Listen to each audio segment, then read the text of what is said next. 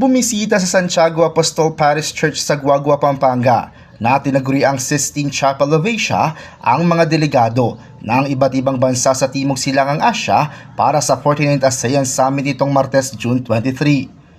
Bahagi ang pagbisitang ito ng ASEAN Regional Dialogue, Building Foundation for Cooperation in Cultural Heritage Protection.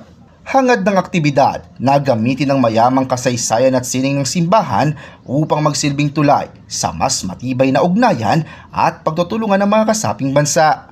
Namangha ang mga kinatawan mula sa Brunei, Cambodia, Indonesia, Malaysia, Myanmar, Singapore at Pilipinas nang masilayan ang daan-daang taong gulang na simbahan at mga tanyag nitong pinta sa kisame.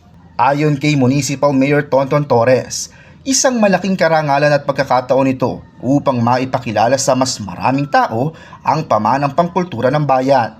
Binigyang diin niya na ang pangangalaga sa mga makasaysayang pook ay nakatutulong hindi lang sa pagpapalakas ng turismo, kundi pati sa pagbuo ng pangmatagalang alyansa sa ibang bansa.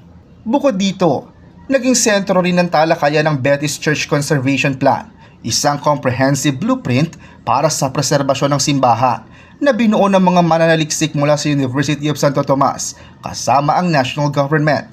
Ibinahagi ang plano bilang batayan kung paano magtutulungan ng akademya, pondo ng pamahalaan at lokal na komunidad upang isalba ang mga nanganganib na sining at lumang arkitektura mula sa pagkasira dulot ng panahon at kalikasan. Samantala, matapos ang pagbisita sa Guagua, nagtungo rin ang delegasyon sa Center for Kapampangan Studies upang pag-aralan naman ang mga lokal na inisyatiba sa pagpapanatili ng kulturang Kapampangan.